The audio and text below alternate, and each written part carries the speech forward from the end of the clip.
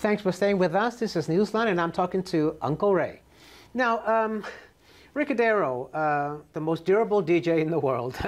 Before the commercial break, we talked about your amazing encounter with the Beatles, and they signed this magazine that you had. You finally sold that magazine, didn't you? I've kept it for 40 years, and I said, well, what am I going to do when I go? You know where? I have people that I don't even know on the MTR. A lady came back to me and said, Uncle Ray, you better sell the magazine. I said, why? He said, because when you die, the magazine's gone. You have to let somebody else inherit it so somebody else will Then why enjoy not it. make a bit of money out of it? Yeah, at the same time, you make a bit of money. So I said, You sold it for how much? Well, I was very disappointed, Michael, to be quite honest. I expected a lot of money because there is a postcard of the Beatles, black and white, in Spain's auction. And they sold that with 4 signatures. And they sold that for 25,000 US. So I expected a lot of money for a magazine because I had 24 signatures. How much did you get? I got 12,000 pounds. That's not bad. That's not bad money. That's not bad, but I made a mistake being a greenhorn, you know. I should have given them my bottom price. And if you don't reach that price, I won't sell it. Then you don't sell it. I didn't do that. Well, you know, but it doesn't matter. You've got a lot more pictures here. You've got the Beatles, you've got Cliff Richard, and you've got this one, which I'm amazed about, is with you and Teresa Tang, a very, very, very well-known Cantonese singer. I think she's from Taiwan. And you met her here, in Hong Kong. And you took pictures with her. What do you think of her? She's obviously passed away now. She's a very, very sweet lady. Very sweet. She's so humble. It's unbelievable.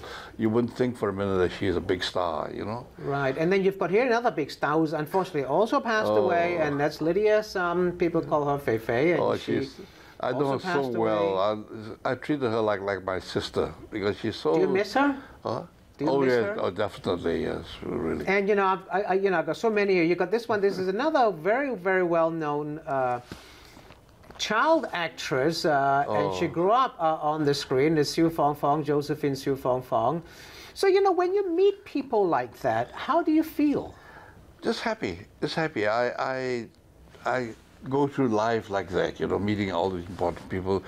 To me, it's like old friends. You know, I met them before and meet them again, you know, in parties and all that. So you can't separate yourself from the rest of the world. But there's one big name, Uncle Ray, that you walked out on, and that is Rod Stewart. I could never forget. You like tell that story. Tell us why you walked out on him. Well, I'll tell you what happened. He came to Hong Kong with the Small Faces, the group that he was in. This is a long time back. Yeah, he was known, but he wasn't that well known.